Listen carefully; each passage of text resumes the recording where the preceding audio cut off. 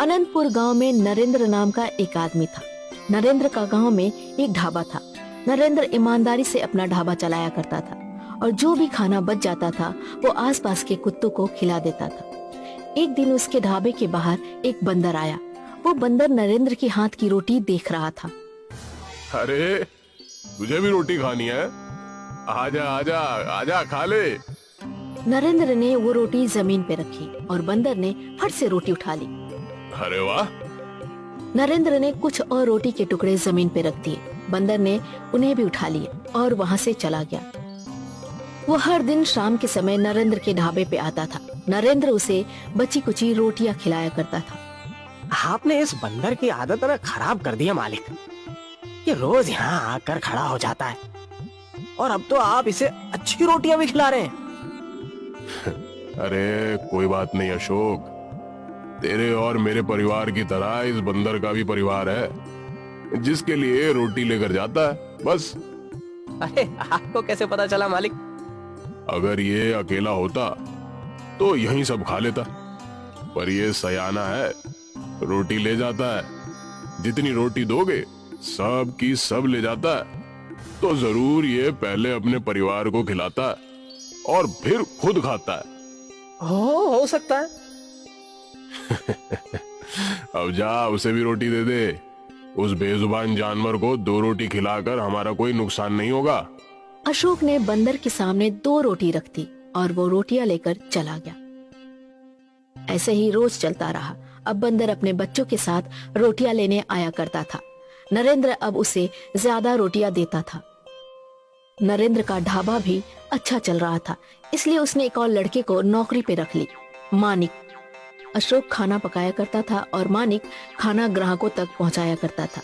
सब कुछ अच्छा चल रहा था। फिर एक दिन नरेंद्र का एक्सीडेंट हुआ। एक टेम्पो ने उसे ठोकर मार दी।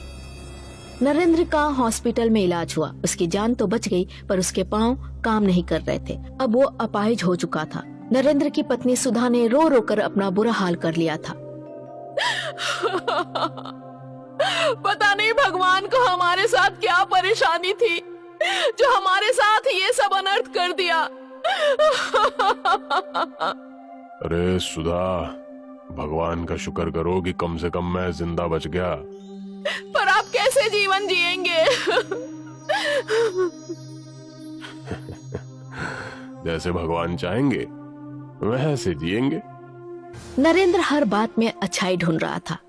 भले ही उसका एक्सीडेंट हो गया, वो अपाहिज हो गया, पर फिर भी वो जिंदा था। वो इसी बात से खुश था। नरेंद्र के एक्सीडेंट के बाद ढाबा कई महीनों तक बंद रहा। नरेंद्र अपने घर पे ही रहता था। ऐसे कैसे चलेगा?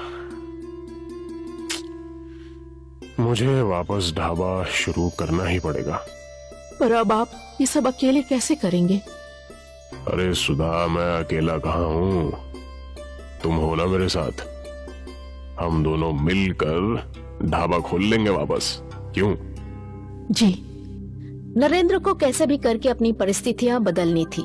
अगली सुबह नरेंद्र और सुधा अपने ढाबे पे पहुंचे। ढाबा बहुत गंदा था। दोनों ने मिलकर साफ सफाई की। सुनिए, हमने ढाबे की सफाई तो कर दी, पर हम इसे चलाएंगे कैसे? देखो सुधा, मैं खाना पका लूंगा, तुम ग्राहकों तक पहुंचाना और टेबल वगैरह साफ कर लेना। अरे कुछ दिनों बाद जब थोड़े पैसे आ जाएंगे तब एक लड़के को काम पर रख लेंगे, और क्या। ठीक है जी। इसी सोच के साथ नरेंद्र ने वापस ढाबा स्टार्ट कर दिया। उसने भगवान की पूजा की और फिर चूल्हा जलाया। कुछ ही देर में कुछ ग्राहक आए। अरे वाह, बहुत दिनों बाद खुला है ढाबा है। पर जब ग्राहकों ने नरेंद्र के पैर देखे तो उन्हें उसके प्रति सहानुभूति होने लगी। अरे रे, सोचा नहीं था ऐसा कुछ हुआ होगा। खैर, अरे भाई, होनी को कौन टाल सकता है। आप मुझे एक लंच प्लेट दे दो। जी जी, अभी देता हूँ। नरेंद्र खाना परोसने लगा और फिर सुधा ग्राहकों को खाना देने लगी। उनकी गाड़ी जैसे तैसे चल पड़ी थी। पहले से कम ही सही, पर दोनों मिलकर पैसा कमा रहे थे। ऐसे ही कुछ दिनों तक सब कुछ ठीक ठाक चलता रहा। नरेंद्र जी ने उस बंदर को रोटी देना वापस शुरू किया। वो बंदर भी ढाबे पर रोज आने लगा। एक दिन सुधा की तबीयत बहुत खराब थी। वो फिर भी ढाबे पर जाने के लिए तैयार हो गई। अरे सुधा, तुम्हें तो बहुत बुखार है, तुम इस हालत में कैसे काम करोगी? तुम्हें आराम करना चाहिए। आज ढाबा मैं अकेले चला लूंगा, तुम चिंता मत करो। लेकिन आप अकेले कैसे कर पाएंगे? चिंता मत करो, मैं कर लूंगा। तुम आराम करो, आराम। जब से मैं अपाहिज हुआ हूँ तुम्हारा काम बहुत बढ़ गया है सुधा, आज एक दिन तो आराम कर लो। सुधा को आराम करना नहीं था, पर फिर भी नरेंद्र ने उसे घर पे आराम करने के लिए बोल दिया। नरेंद्र अकेले ढाबे पे गया। उसने ढाबा खोला। कुछ देर बाद ग्राहक आए। भाई दो चाय देना। जी जी जी, अभी लाया। नरेंद्र खुद ही चाय बना रहा था और खुद ही बैसाखी के सहारे ग्राहकों को चाय देने लगा। ऐसे ही वो लंगड़ा लंगड़ा कर खाना परोसने लगा। रोज वाला बंदर उसकी ये मजबूरी देख रहा था। पता नहीं बंदर ने क्या सोचा।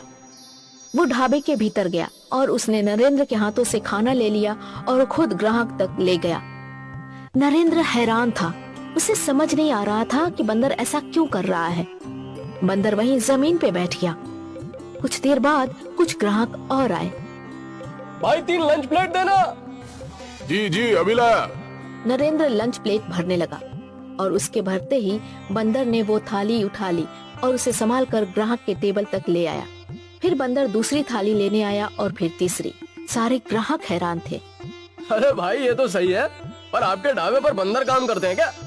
जी नहीं नहीं नहीं, बंदर काम नहीं करते, ये बंदर मेरी मदद कर रहा है।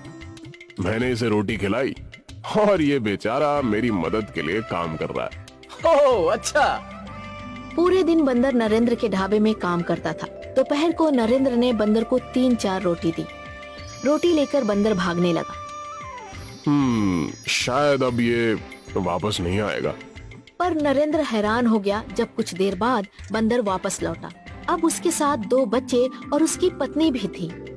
बंदर ने बच्चों को पास वाले पेड़ पे छोड़ दिया और वो और उसकी पत्नी ढाबे के अंदर आके बैठ गए। और फिर जब भी ग्राहक का खाना बनता, बंदर और उसकी पत्नी दोनों ग्राहकों को खाना पहुंचाते और जूठे बर्तन भी वापस लाया करते थे। सुबह से शाम तक ये सिलसिला चलता रहा। शुक्रिया दोस्त। नरेंद्र ने बंदर के परिवार के लिए अच्छा खाना बनाया और बंदर और उसके बच्चों को खिलाया। उस दिन से रोज बंदर ढाबे पे खाना खाने आने लगा।